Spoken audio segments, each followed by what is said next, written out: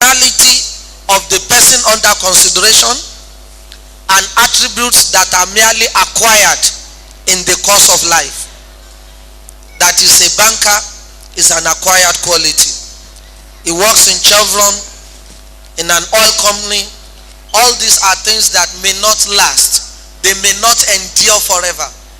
One thing you should look out for are features that constitute the personality of the person concerned. If a man is caring, if you deal with him within 1 week, you are going to know. If he is honest, you will know. If he is God-fearing, you will definitely know. Even if he does not work, even if he has no money yet, he must be able to show that he is responsible one way or the other within the little resource. Let me give an example too that is personal. You know, in those days as students, our dream was to have a home in which the language of communication will be 100% Arabic. That was the dream. Unfortunately, the dream is partially achieved. In order to achieve this, I had to mandate my wife then, while we were both students in the university, I got her enrolled into the very Islamic school that produced me.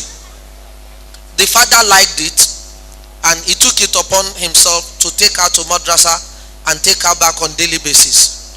Later on, a younger sister of hers also desired to attend the same Arabic school.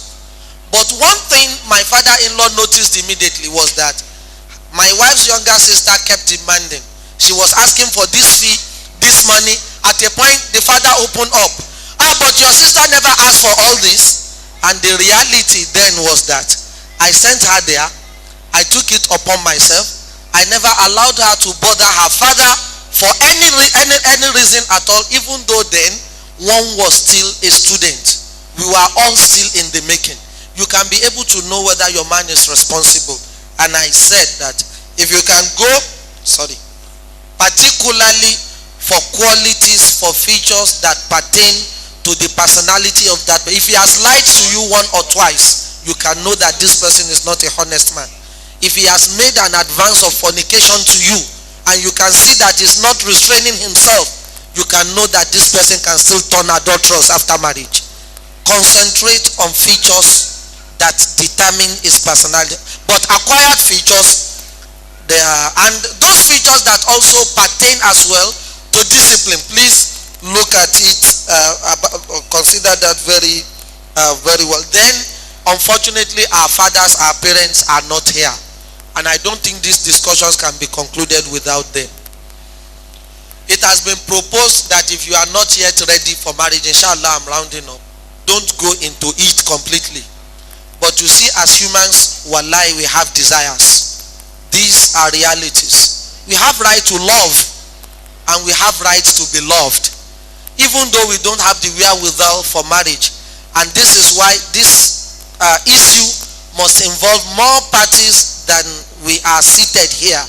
Let parents consider supporting their younger children about their marriage issues.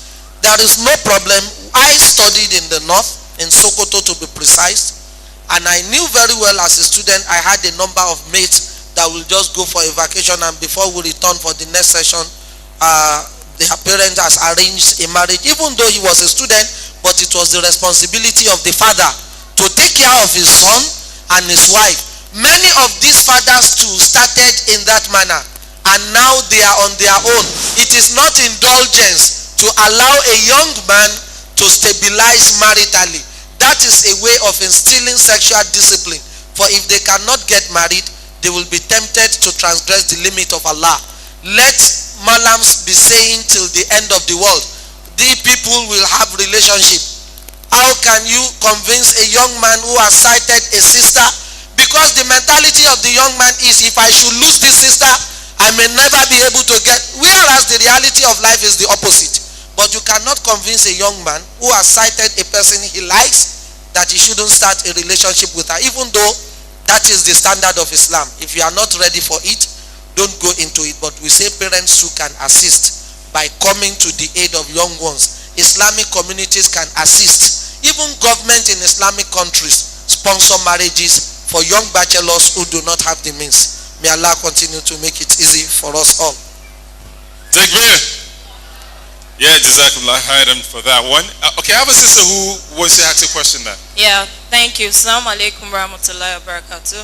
Wa alaikum salam. To start with, everybody is blaming ladies, sisters, women. You're like, we are too demanding, we are too this, we are too that. Speak up.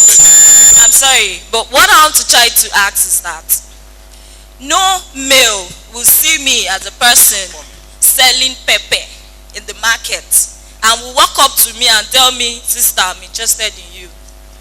Without even know, he concluded he doesn't even want to know if I'm a graduate or not. Do you understand? But what I want to ask is that this thing is very common among guys, male in general.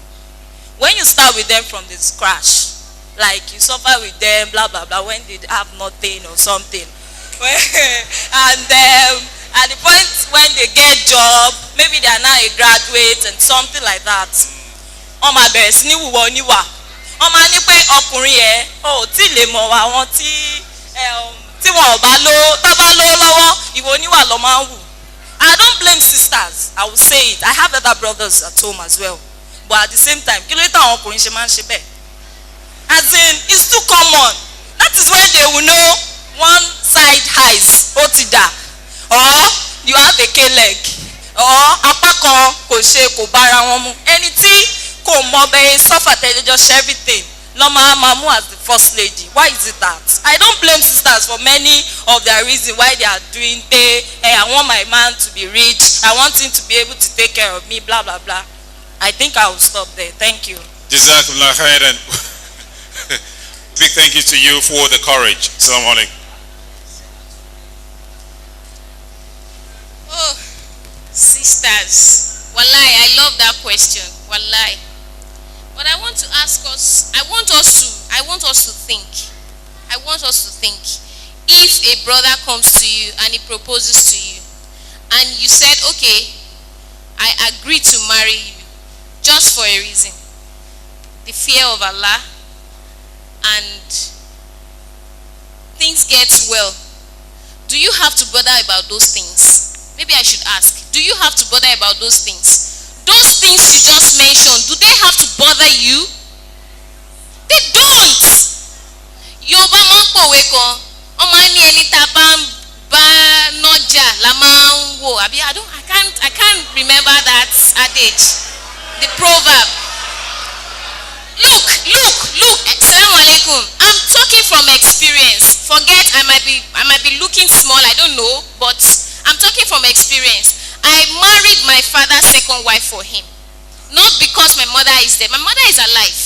She wasn't happy. She wasn't comfortable with it. But unfortunately, I'm her only daughter, so she has nothing to do. She was just angry, this, that. Papa, you must support. I just kept quiet. And along the line, she got to realize that it's important. I'm telling you, sisters, you have to face it. It's a reality we must face. Do you know why? A time will come in a man's life, he would need a companion. Not that your mother is worn out, maybe I should use that word. Not that she's no longer important in your life, in his life. But there seemed to be another position for her, different from what she used to be. Not that he's deserting her. He's not deserting her. He's not living outrightly.